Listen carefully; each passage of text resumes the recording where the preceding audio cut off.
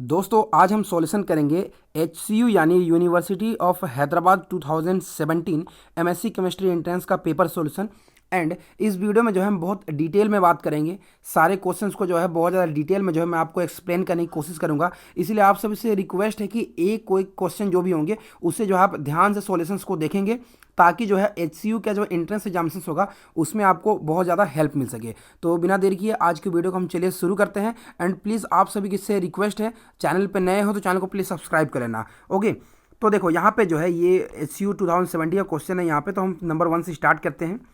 तो question number 1 यहाँ पे देखो, यहाँ पे सबसे पहले मैं आपसे बता देना चाहता हूँ, यहाँ पे जो भी वैल्यूज़ आपको होती है ना, तो आपको यहाँ पे कुछ सारी चीज़ों के जो है वैल्यूज़ आपको यहाँ पे दी हुई होती है। ओके, यहाँ पे चलिए सबसे पहला हमारा जो क्वेश्चन दिया हुआ है, क्या दिया हुआ है, Mg2SiO4 belongs to the class of, यानी ये क्वेश्चन मेनली जो है सिलिकेट्स का क्वेश्चन है। ओके, एंड यहाँ पे इस क्वेश्चन सॉल्व कराने से पहले मैं आपको एक चीज़ बताना चाहता हूँ। सिलिकेट्स के ऊपर में जो है मैंने एक बहुत अच्छी ट्रिक बना के रखी है, उसका लिंक जो है मैं आपको डिस्क्रिप्शन में दे दूंगा, आप उसे देख लेना। तो जो भी सिलिकेट्स की जो आपको क्वेश्चंस होंगे ना, आपको बहुत ईजिली बन जाएगी। ओके, वो देख लेना। तो इस क्वेश्चन को अगर आप ध्यान से देखोगे तो मैं आपको फिर भी यहाँ पे थोड़ा सा आपको तरीका बताता हूँ। यहाँ पे जब इसे आप ब्रेक करोगे तो ये कैसे ब्रेक होगा, Mg2 पॉजिटिव प्लस जो है SiO4 ये 2 नेगेटिव में ब्रेक हो जाएगा। ओके, तो ये जो सिलिकेट यहाँ पे ब्रेक हुआ है ये कैसा सिलिकेट है, कैसे निकालोगे, तो एक जनरल फॉर्मूला होता है। ओके, एक जनरल फॉर्मूला होता है, उसे आप फॉलो करना। क्या होता है, ये होता है आपका SiO होता है। ओके, एंड उसके बाद नीचे होता है आपका यहाँ पे 4 - x होता है, एंड यहाँ पे जो होता है आपका माइनस होता है 4 - 2x। इस तरीके से होता है फॉर्मूला। ओके, ये आपका मेन फॉर्मूला होता है। इफ़ यहाँ पे अगर x की वैल्यू अगर आपकी 0 हो जाती है तो ये फॉर्मूला बनता है, यहाँ पे ये फॉर्मूला बनता है। ओके, जब x की वैल्यू 0 हो जाती है तो आपका फॉर्मूला ये बन जाएगा। आप यहाँ पे सॉल्व करके पुट करके देख लेना। तो यहाँ पे जो है जब आप पुट करोगे तो आपकी जो वैल्यूज़ आएगी, ओके, तो यहाँ पे हो जाएगा, ये आपका हो जाएगा ऑर्थोसिलिकेट। ओके, एंड x की वैल्यू जब आप यहाँ पे 1 पुट करोगे तो ये हो जाएगी आपकी मेटा सिलिकेट। यहाँ पे एक चीज़ छोड़ रहा हूँ मैं, यहाँ होल n होता है। ओके, इस तरीके से होल n होता है। एंड यहाँ पे जब x की वैल्यू 1 पुट करो तो ये होता है आपका मेटा सिलिकेट। क्या होता है, मेटा सिलिकेट। ज़्यादा बेटर के लिए आप जो मेट्रिक देख लेना। ओके, x की वैल्यू जब यहाँ पे जो है आपकी 0.5 होती है, एंड n की वैल्यू जब आप यहाँ पे पुट करोगे आपका 2, तो ये आपका हो जाता है कौन सा सिलिकेट, ये होता है आपका पायरोसिलिकेट। ओके, पायरोसिलिकेट हो जाता है। ओके, इस चीज़ को आप यहाँ पे ध्यान रखोगे। तो इस तरीके से इसका आंसर क्या हो जाएगा हमारा, इसका आंसर हो जाएगा हमारा ऑर्थोसिलिकेट। नेक्स्ट क्वेश्चन देखिए क्या दिया हुआ है, the electronegativity of carbon is highest in. देखो ये क्वेश्चन बहुत अच्छा क्वेश्चन दिया हुआ है। ओके, तो सबसे पहले अगर आप देखोगे यहाँ पे, अगर आप देखोगे sp कार्बन, यानी sp कार्बन दिया हुआ है, एंड sp2 एंड sp3। अगर आप इन तीनों में कंपेयर करोगे ना, तो जिसमें जो है परसेंटेज s कैरेक्टर ज़्यादा होता है वो ज़्यादा इलेक्ट्रोनेगेटिव होता है। तो इन तीनों में देखोगे तो इसमें 50-50 है।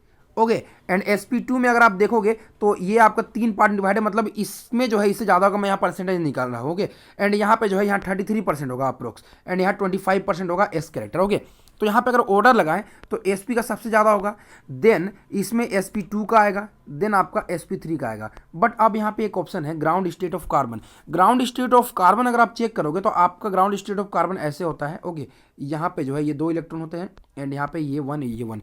अगर यहाँ पे देखो ग्राउंड स्टेट में जो है ये हाइब्रिडाइज नहीं हुए होता है। अब जब यहाँ पे ये हाइब्रिडाइज नहीं हुआ है, मतलब इन दोनों आप चेक कर सकते हो कि ये जो है आपका इलेक्ट्रॉन प्योर एस में है। किसमें है, प्योर एस में है। एंड इन तीनों में अगर आप बात करोगे तो ये तीनों जो है हाइब्रिड ऑर्बिटल्स हैं। एंड आपको पता है जो प्योर एस की जो इलेक्ट्रोनेगेटिविटी होती है वो हाइब्रिड से बहुत ज़्यादा होती है, बिकॉज ये दोनों जब आपस में मिक्स करते हैं तब जाके ये फॉर्म करता है। एंड ये प्योर जो होता है ये एस है। ओके, पी जो है एस के साथ मिक्सिंग करने जाता है, मतलब यहाँ पे जो है कुछ पी का कैरेक्टर आ गया एस के साथ में। बट ये कार्बन जो ग्राउंड स्टेट में है उसके साथ में 100% जो है एस कैरेक्टर प्रेजेंट होता है। इसीलिए जो यहाँ पे अगर आप ऑर्डर देखोगे ना, तो मैं आपको ऑर्डर बता के मैं आपको आंसर बताता हूँ। जो ग्राउंड स्टेट वाला का सबसे पहला होगा, देन आपका sp कार्बन, देन आपका sp2 कार्बन, देन आपका यहाँ पे sp3 कार्बन। तो आंसर होगा आपका ऑप्शन नंबर डी। तो उम्मीद है आपको ये डाउट जो है, ये क्वेश्चन जो है बहुत अच्छी तरीके से समझ आया होगा। नेक्स्ट क्वेश्चन देखिए हमें क्या दिया हुआ है, the maximum number of cyclic structures possible for the formula. देखिए इसके लिए जो है साइक्लिक स्ट्रक्चर पूछा गया, तो बहुत अच्छा क्वेश्चन है। यहाँ पे जो है आपको इसका साइक्लिक स्ट्रक्चर्स बनाना है। ओके, तो देखो यहाँ पे स्ट्रक्चर कैसे होगा। सबसे पहले आपको दिया हुआ है C3H6O, तो इससे जो है आपको हाइड्रोजन को भी सेटिस्फाई करना है, कार्बन को भी करना है। तो सबसे पहला हम स्ट्रक्चर बनाते हैं, क्या करते हैं, यहाँ पे CH ले लिया हमने, एंड यहाँ पे इस तरीके से ले लिया, तो यहाँ पे 2 हाइड्रोजन, ओके, यहाँ पे भी 2 हाइड्रोजन इस तरीके से। रुकिए मैं इसको अच्छे तरीके से बना लेता हूँ। CH ले लिया मैंने, यहाँ पे CH2 ले लिया, फिर से जो है मैंने यहाँ पे CH2 ले लिया, एंड यहाँ पे जो मैंने OH कनेक्ट कर दिया। हाइड्रोजन काउंट कर लो, 2 2, यहाँ पे जो है 4 हो गया और यहाँ पे 2 हो गया, पहला हो गया। दूसरा मैं क्या करता हूँ, CH2 ले लिया, फिर से यहाँ पे CH2 ले लिया, 4 हाइड्रोजन हो चुके हैं, यहाँ 3 कार्बन हो चुके हैं, ओके। यहाँ पे मैंने ऑक्सीजन कनेक्ट कर दिया, 2 स्ट्रक्चर हो गए। तीसरा मैं क्या करता हूँ, CH2 ले लिया, एंड यहाँ पे जो है इस तरीके से जो है आप यहाँ पे इसे कर सकते हो, ओके। CH2 हो गया, एंड यहाँ पे CH हो गया, एंड यहाँ पे जो है ये O हो गया, ओके। एंड यहाँ पे जो है इस तरीके से कनेक्ट कर सकते हैं, एंड यहाँ पे जो है हमारा हो गया CH3। इस तरीके से हमारा स्ट्रक्चर हो गया, यानी यहाँ पे जो है ये आपका 3 स्ट्रक्चर यहाँ पॉसिबल हो गए, ओके। यहाँ पे 2 2 3 5 हो गया, और हाइड्रोजन यहाँ पे आपका 6 हो गया। एक स्ट्रक्चर यहाँ पे आप ये बोल सकते, 3 स्ट्रक्चर तो हमारे यहाँ आ गए, एक स्ट्रक्चर आप यहाँ पे ये बोल सकते हो कि हमारे ये भी तो हो सकता है, CH3 यहाँ पे इस तरीके से है, CH3 हो गया, एंड यहाँ पे जो है अगर आप O लगाओगे तो ये पॉसिबल नहीं होगा। यानी टोटल स्ट्रक्चर्स जो है आपके यहाँ पे 3 पॉसिबल हुए, जो कि मैंने आपको शो करके दिखाया, यानी आंसर हो गया आपका ऑप्शन नंबर इस केस के लिए C हो गया। नेक्स्ट क्वेश्चन क्या दिया हुआ है, the correct order of basicity of group 15, okay. Group 15 का आपको यहाँ बेसिसिटी दिया हुआ है, आपको बेसिसिटी पता करना है। तो सबसे पहला जो है यहाँ पे क्या होता है, बेसिसिटी एंड न्यूक्लियोफिलिसिटी के बीच में आपको एक डिफरेंस जानना होता है। बेसिसिटी किसे कहते हैं, बेसिसिटी मतलब जो हाइड्रोजन यानी H+ जिसको चाहिए होता है उसको हम लोग बोलते हैं बेसिसिटी। एंड यहाँ पे अगर हम बात करें नॉर्मली, अगर मैं आपको यहाँ पे कौन सा बेस है कौन सा न्यूक्लियोफाइल है, तो उसके बेसिक डिफरेंस में अगर बताऊँ तो बेसिसिटी उसकी ज़्यादा होगी जो H+ ईजिली एब्स्ट्रैक्ट कर ले, एंड न्यूक्लियोफिलिसिटी उसकी ज़्यादा होगी जो ईजिली अपने लोन पेयर को जो है डोनेट कर दे, ओके। यहाँ पे जो है ईजिली जो है अपने लोन पेयर को डोनेट कर दे। तो यहाँ पे अगर आप इन तीनों में अगर आप देखोगे तो यहाँ पे सबसे ज़्यादा इलेक्ट्रोनेगेटिविटी अगर सेंट्रल एटम की देखोगे, तीनों तो हाइड्राइड्स ही है, तो सबसे ज़्यादा इलेक्ट्रोनेगेटिविटी नाइट्रोजन की है, देन फॉस्फोरस, देन यहाँ पे आर्सेनिक की, ओके। तो यहाँ पे इलेक्ट्रोनेगेटिविटी नाइट्रोजन की ज़्यादा होने के कारण जो है नाइट्रोजन जो है H+ को बहुत जल्दी एब्स्ट्रैक्ट करता है, ओके। इसीलिए क्या होता है, जो NH3 का जो होता है बेसिसिटी सबसे ज़्यादा, देन PH3 का, एंड देन ASH3 का होता है। एंड ऐसे भी आप समझ सकते हैं कि डाउन द ग्रुप जो होता है बेसिसिटी जो होता है आपका डिक्रीज होता है, क्या होता है, बेसिसिटी जो होता है आपका डिक्रीज होता है, एंड एसिडिटी जो होता है आपका इंक्रीज होता है। इसीलिए इस केस के लिए हमारा आंसर हो जाएगा ऑप्शन नंबर A हो जाएगा। नेक्स्ट क्वेश्चन क्या दिया हुआ है, the first noble gas compound reported is, देखिए जो सबसे first noble gas compound reported किया गया था ना, वो आपका था जेनोन हेक्साफ्लोरोप्लेटिनेट, यानी XePtF6। ये कंपाउंड जो यहाँ पे सबसे पहले यहाँ पे ये ढूंढा गया था। एंड इसे जब आप आयनिक फॉर्म में लिखो तो कैसे लिखोगे, X+ आप इसे लिख सकते हो PtF6 माइनस लिख सकते हो, यानी ये कौन सा कंपाउंड है, ऑप्शन नंबर D वाला कंपाउंड है, ओके। अब नेक्स्ट क्वेश्चन क्या दिया हुआ है, du/dV for an ideal gas. अब तो ये थर्मोडायनामिक्स क्वेश्चन है, बहुत सारे लोगों को तो ये क्वेश्चन में हवा भी नहीं लगा होगा कि आखिर ये क्वेश्चन आया कहाँ से है। तो देखिए ये क्वेश्चन आपका थर्मोडायनामिक्स से है, जो कि आपका है फर्स्ट इक्वेशन ऑफ स्टेट। किससे है, फर्स्ट इक्वेशन ऑफ स्टेट से है, ये चीज़ आप याद रखना, ओके। अब फर्स्ट इक्वेशन ऑफ स्टेट क्या होता है, यहाँ पे मैं आपको बताते चलूँ, du नहीं होता है, सॉरी, ये ΔU होता है, okay. ΔU/ΔV at constant T हो गया, इज इक्वल टू, ये आप फॉर्मूला आपका होता है T into ΔP/ΔT at constant volume minus P होता है, ये फॉर्मूला होता है। अब यहाँ पे अगर आप देखोगे नॉर्मली, अगर आप देखोगे ना, तो यहाँ पे आप सिंपली जो है PV equal to nRT, because यहाँ पे आइडियल गैस दिया हुआ है, तो PV इक्वल टू क्या होगा, nRT होगा, ओके। अब यहाँ पे P की वैल्यू क्या लिखोगे, nRT/ आप P लिख सकते हो, ओके। अब यहाँ पे देखो क्या लिखोगे इसे, यहाँ पे T तो हमने रहने दिया, अब यहाँ पे डेल्टा है, अब यहाँ पे nRT बाय यहाँ पे आप क्या लिखोगे, सॉरी यहाँ पे V होगा, ये V होगा, ओके, इसे सुधार लेना।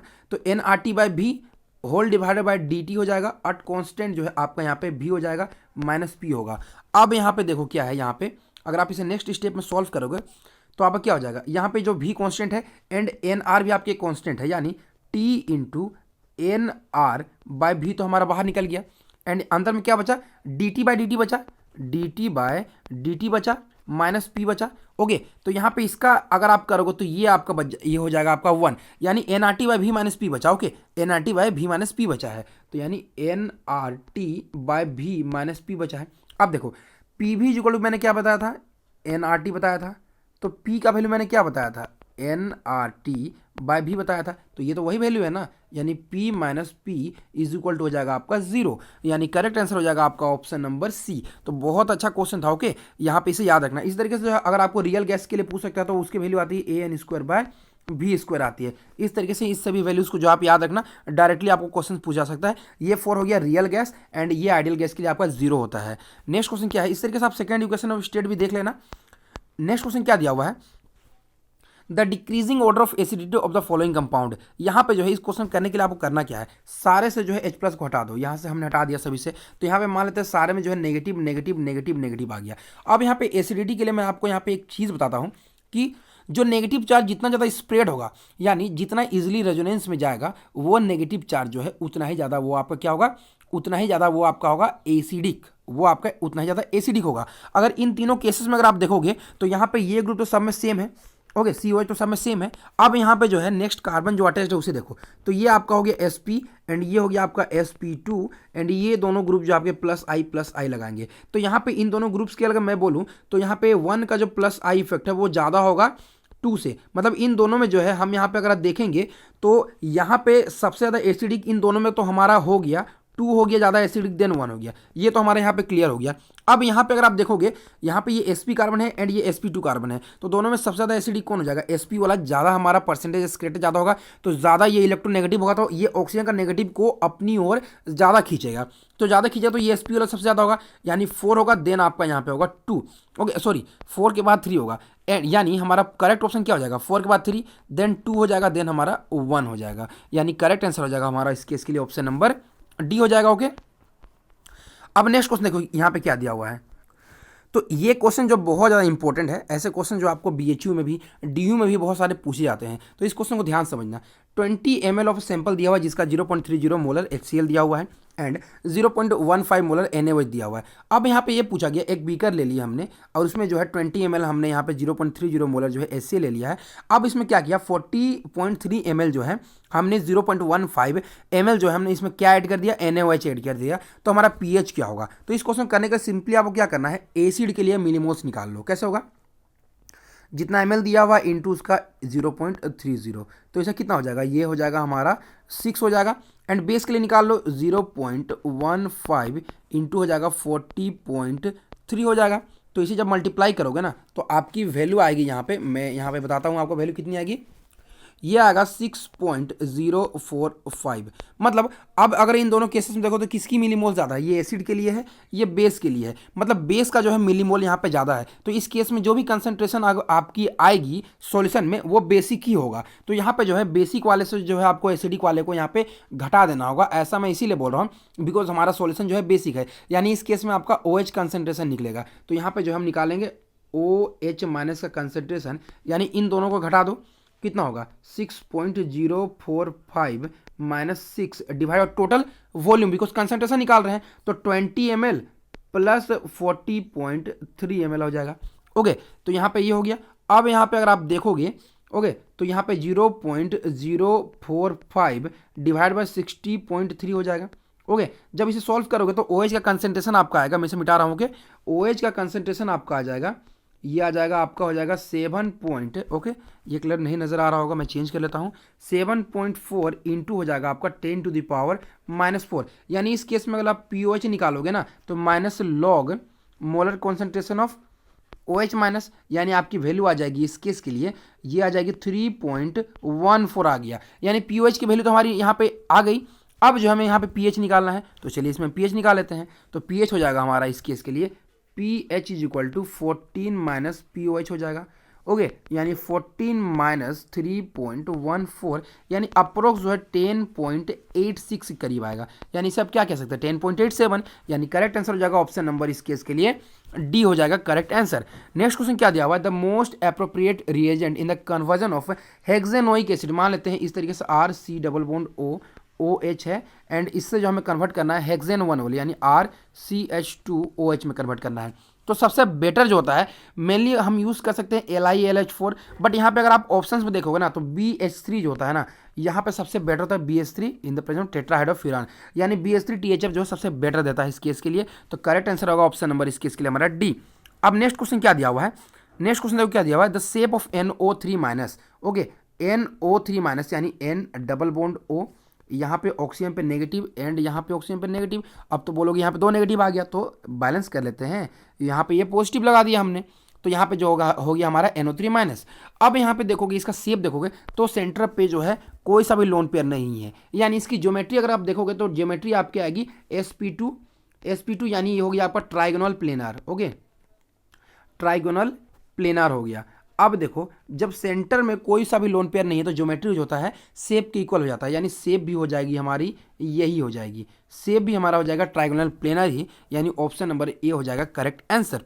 नेक्स्ट क्वेश्चन क्या दिया हुआ है, नेक्स्ट क्वेश्चन में दिया हुआ है the most appropriate reagent to carry out this, मतलब एल्कोहल से जो हमें एल्डिहाइड, यानी इस तरीके से हम बात करें तो ये हमारा जो है कंट्रोल्ड ऑक्सीडेशन है। कैसा है, कंट्रोल्ड ऑक्सीडेशन। अब कंट्रोल्ड जो है बहुत सिलेक्टिवली रिएक्शन देते हैं, मतलब बहुत सारे ऑक्सीडाइजिंग एजेंट अगर आप यहाँ पे ट्रीट करोगे तो वो डायरेक्टली एसिड में कन्वर्ट हो जाते हैं, बट यहाँ पे जो हमें कंट्रोल देना है तो कंट्रोल यहाँ पे अगर आप देखो तो KMnO4 तो एसिड में बदल देगा, OSO4 का यहाँ पे यूज ही नहीं है। ओके, डाईहाइड्रोक्सिलेशन में यूज होता है अल्कीन केसेस के लिए, या फिर OH बॉन्ड को जो है ब्रेक करने के लिए होता है, बट CrO3 जो है यहाँ पे ये आपका एसिड में बता देगा, बट आंसर हो जाएगा इस केस के लिए आपका ऑप्शन नंबर PCC। क्या हो जाएगा, PCC हो जाएगा आपका इस केस के लिए करेक्ट आंसर, यानी PCC जो होता है आपका इस केस के लिए जो है यहाँ पे CHO में कन्वर्ट कर देता है।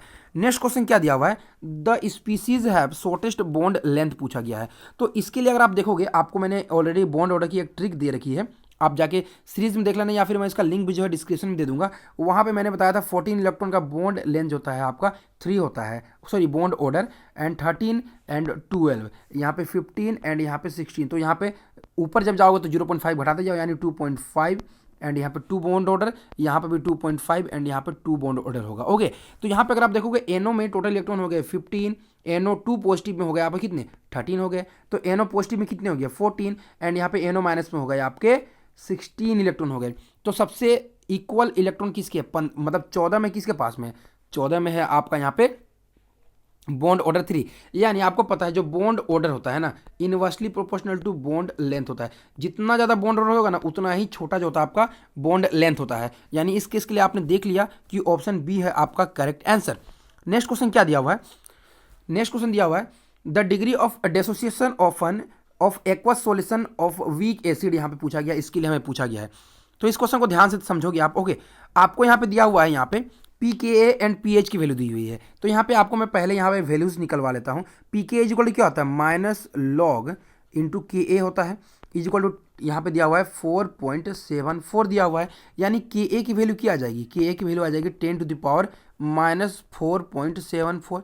एंड इसी तरीके से जो है सिमिलरली तो फॉर्मूला होता है minus log molar concentration of जो है H प्लस होता है pH का, इक्वल टू 4.74 ही है।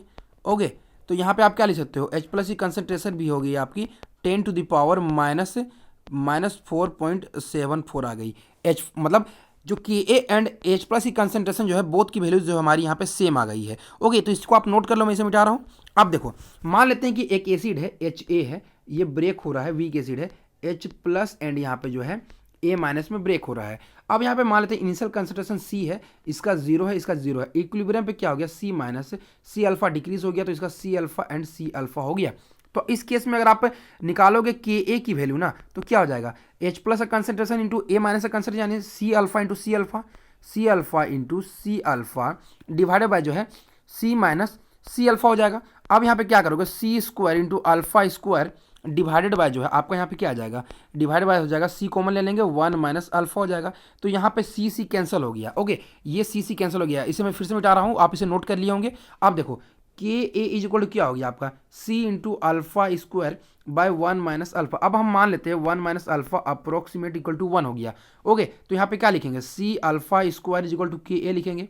ओके, अब यहाँ पे अगर आप देखोगे मैंने जो इक्वेशन लिखी थी, फिर से मैं यहाँ पे लिखता हूँ। ओके, Ha जो है कन्वर्ट हो रहा था आपका इस तरीके से H plus and A minus में, एंड यहाँ पे मैंने बताया था इसका कंसंट्रेशन C अल्फा, इसका कंसंट्रेशन C अल्फा, यानी आपको जो है यहाँ पे pH के साथ में जो है मैंने आपको H प्लस का कंसंट्रेशन निकाल के दे दिया था, यानी H प्लस का कंसंट्रेशन आपका C अल्फा की इक्वल है। इसे आप क्या लिख सकते हो कि A की वैल्यू आपकी आई थी 10 टू द पावर माइनस 4.74 थी, is equal to C into alpha into alpha हो जाएगा। सी अल्फा का वैल्यू क्या है 10⁻⁴.74 इज इक्वल टू हो जाएगा 10⁻⁴.74 इज इक्वल टू ये हो जाएगा आपका अल्फा। तो अल्फा इज इक्वल क्या हो जाएगा, अल्फा इज इक्वल टू 1 हो जाएगा, ये दोनों आपस में कट जाएंगे, यानी अल्फा की वैल्यू आपकी आ गई 1। यानी अप्रोक्सीमेट अगर मैं यहाँ पे देखूँ तो ऑप्शन नंबर हो जाएगा इस केस के लिए हमारा डी हो जाएगा आंसर। नेक्स्ट क्वेश्चन देखो क्या दिया हुआ है, which of the following elements are present in DNA. तो डीएनए में कौन कौन से जो होते हैं आपके एलिमेंट्स जो होते हैं प्रेजेंट होते हैं। तो यहाँ बता दूं, हाइड्रोजन होते हैं, ऑक्सीजन होता है, नाइट्रोजन होता है, कार्बन होता है, फॉस्फोरस होता है। ये सभी एलिमेंट्स होते हैं आपके डीएनए में प्रेजेंट होते हैं। एंड डीएनए के बारे में जो है मैंने ऑलरेडी एक लेक्चर ऑलरेडी बना रखा है जिसमें न्यूक्लिक एसिड वगैरह के बारे में सारा पढ़ाया हुआ है। एक ही लेक्चर में जो है आपको सब कुछ मिल जाएगा, तो आप उसे प्लेलिस्ट में जाकर देख लेना। ओके, तो इसमें जो है hydrogen, oxygen, nitrogen, carbon, phosphorus होता है, यानी कार्बन भी है, नाइट्रोजन भी है, ऑक्सीजन में फॉस्फोरस है, एंड उसके साथ साथ में जो है यहाँ पे हाइड्रोजन नहीं दिया हुआ है, हाइड्रोजन दिया हुआ था तो वो भी होता है, यानी करेक्ट आंसर हो जाएगा ऑप्शन नंबर इस केस के लिए डी हो जाएगा। नेक्स्ट क्वेश्चन क्या दिया हुआ है, द यूनिट ऑफ जो है unit of van der Waals constant a के वैल्यू पूछा गया है। तो सबसे पहले जो है इस तरह की क्वेश्चन करने के लिए क्या होता है, पी प्लस इक्वेशन लिख लो an² by v²। Okay, and यहाँ पे क्या हो जाएगा v minus N B is equal to हो जाएगा nRT। ओके, तो यहाँ पे हमें a की वैल्यू निकालनी है, तो क्या लिख सकते हैं, मान लेते हैं p plus an² by v² is equal to 0 मान लेते हैं। तो a की वैल्यू क्या आ जाएगी, minus p into v² by n² आ जाएगी, ये हो जाएगी। अब यहाँ पे देखो इस क्वेश्चन कैसे करोगे, प्रेशर का होता है आपका atm, वॉल्यूम का होता है लीटर स्क्वायर, एंड मोल का होता है मोली होता है। ओके, तो ये मोल स्क्वायर हो गया, यानी जब इसे अरेंज करोगे तो क्या हो जाएगा, ये आपका हो जाएगा atm लीटर स्क्वायर पर मोल का स्क्वायर, यानी ये हो गया आपका आंसर, यानी ऑप्शन नंबर जो है आपका इस केस के लिए बी हो जाएगा करेक्ट आंसर। नेक्स्ट क्वेश्चन क्या दिया हुआ है, the IUPAC name of the following compound. तो यहाँ पे अगर आप प्रियोरिटी ऑर्डर देखोगे ना तो OH की तो प्रियोरिटी इससे भी ज़्यादा होती है, तो मतलब हम इधर से काउंट करेंगे 1 2 3 4 5 6, यानी 4th पोजीशन पे मिथाइल, यानी सबसे पहला तो आपका यहाँ पे हो जाएगा, सबसे पहला आपका क्या हो जाएगा 4 मिथाइल, क्या हो जाएगा, एक ही ऑप्शन दिख रहा है 4 मिथाइल हेक्सो 5 इन 2YN1 ओल के बारे में हो जाएगा। ओके, तो यहाँ पे क्या हो जाएगा आपका आंसर, सेम आंसर हो जाएगा, ऑप्शन नंबर ए हो जाएगा करेक्ट आंसर। नेक्स्ट क्वेश्चन क्या दिया हुआ है, देखो इस क्वेश्चन को ध्यान से समझना। ओके, बहुत अच्छी क्वेश्चन दिया हुआ है, द ऑस्मोटिक प्रेशर ऑफ 3.42% दिया हुआ है। ओके, W/V का जो वैल्यू आपको दिया हुआ है, W/V का वैल्यू दिया हुआ है 3.42%, यानी 3.42/100 वैल्यू दिया हुआ है। Okay, of A solution of sucrose जिसका मोलिकुलर वेट भी दिया हुआ है, यानी M का वैल्यू दिया हुआ है 342, ये आपका एक सॉल्यूशन दिया हुआ है, एंड जिसके लिए जो है यहाँ पे आपको दिया हुआ है, एंड सॉल्यूशंस ऑफ दूसरा सॉल्यूशन में आ गए हम 1.73 gram of A molecule in 100 ml of water are same as same temperature, the molecular weight of A, यानी टेम्परेचर दोनों के लिए सेम है। तो आपको पूछा गया है इस केस के लिए कि वेट क्या होगा, मतलब मोलिकुलर वेट जो होगा क्या होगा ए का दूसरे कंपाउंड का। तो सबसे पहले आपको पता है क्या होता है, पाई इज इक्वल टू होता है CRT। तो हम क्या करते हैं, टेम्परेचर सेम है एंड आर की वैल्यू तो सबके लिए सेम होगी, तो pi by RT is equal to हम इसे C लिख सकते हैं। एक जनरल इक्वेशन मैं आपको यहाँ पे दे रहा हूँ। अब कंसंट्रेशन क्या लिखेंगे आप, नंबर ऑफ मोल्स बाय यहाँ पे आप वॉल्यूम लिखोगे, और नंबर ऑफ मोल्स को क्या लिखोगे, mass by molecular weight capital M into V लिखोगे। ओके, ये आपका जनरल फॉर्मूला हो गया, मतलब pi by RT is equal to M by capital M into V। तो इसे आप नोट कर लो। ओके, तो यहाँ पे क्या हो जाएगा ना, pi by RT is equal to हमारा हो गया ये M by capital M into V। अब यहाँ पे जो है फर्स्ट इक्वेशन के लिए आपको M बाय V, यानी M क्या होता है, M वेट ही है। ओके, इसे आप W से ही रिप्रेजेंट कर दो, कोई हर्ज नहीं यहाँ पे, यानी W/V का वैल्यू आपको दिया हुआ है 3.42%, यानी ये आपका क्या हो गया, फर्स्ट इक्वेशन अगर आप देखोगे तो 3.42%, यानी 3.42/100 हो जाएगा, एंड मोलिकुलर वेट आपको दिया हुआ है M की वैल्यू 342। तो ये हमारा हो गया फर्स्ट इक्वेशन। अब दूसरा इक्वेशन आपका क्या होगा, दूसरा इक्वेशन फिर से हो जाएगा, आपको यहाँ पे 1.73 वेट दिया हुआ है, यानी इसी की वैल्यू मैं लिख रहा हूँ 1.73 बाय यहाँ पे आपको वॉल्यूम दिया हुआ, यानी V की वैल्यू दी हुई है 100, एंड इस केस के लिए हमें निकालना है मोलिकुलर वेट W। यानी अगर आप पाई बाय RT की वैल्यू देखोगे बोथ के लिए, तो बोथ के लिए जो हमारी वैल्यू सेम हो जाएगी, यानी ये दोनों इक्वेशन को आप इक्वेट कर सकते हो। तो इक्वेट चलिए करते हैं हम यहाँ पे। ओके, तो हम इक्वेट करेंगे तो हमारी वैल्यू क्या आ जाएगी, चलिए इसे इक्वेट करते हैं, 3.42/100 इंटू 342 इज इक्वल टू क्या हो जाएगा, 1.73/100 इंटू हो जाएगा M, ये 100 कैंसिल हो गया, तो M की वैल्यू क्या आ जाएगी 1.73 इंटू 342 बाय 3.42 हो जाएगी। जब इसे सॉल्व करोगे ना तो आपकी वैल्यू आ जाएगी 173 हो जाएगी आंसर, यानी करेक्ट आंसर हो जाएगा आपका ऑप्शन नंबर डी हो जाएगा। तो उम्मीद आपको ये सॉल्यूशन जो है समझ आया होगा। अब नेक्स्ट क्वेश्चन देखो हमें क्या दिया हुआ है, क्वेश्चन नंबर 18। ओके, 18 में अगर आप देखोगे तो NLM पूछा गया है बेरियम के लिए। तो बेरियम के लिए क्या होता है 1s2 2s2 एटॉमिक नंबर 4 हो गया। तो इसके लिए n की वैल्यू जो है यहाँ पे जो आपके यहाँ पे हाईएस्ट ऑक्यूपाइड यानी जो 2s2 है, ओके, ये आपका यहाँ पे इसका होमो हो जाएगा। ओके, होमो हो जाएगा हाईएस्ट ऑक्यूपाइड। तो यहाँ पे अगर आप देखोगे ना तो यहाँ पे आपका हो जाएगा इस केस के लिए 2s2 यानी n की वैल्यू हो जाएगी आपकी 2 एंड s की वैल्यू s जो है यहाँ पे दिया हुआ है l की वैल्यू हो जाएगा 0 एंड m का वैल्यू जाता है आपका -L2 + L, यानी इस केस के लिए m की वैल्यू भी जो हो जाएगी आपकी 0 ही हो जाएगी, बिकॉज यहाँ पे s यानी SPDF, इसके लिए L का वैल्यू देखो तो 0 1 2 3 होता है। तो S का वैल्यू L का वैल्यू इस केस के लिए आपका हो गया 0, यानी आंसर हो जाएगा 200, यानी ऑप्शन नंबर इस केस के लिए हो जाएगा हमारा बी। तो अब नेक्स्ट क्वेश्चन करते हैं। देखो नेक्स्ट क्वेश्चन बहुत अच्छा क्वेश्चन दिया हुआ है, ये एंट्रोपी मिक्सिंग है।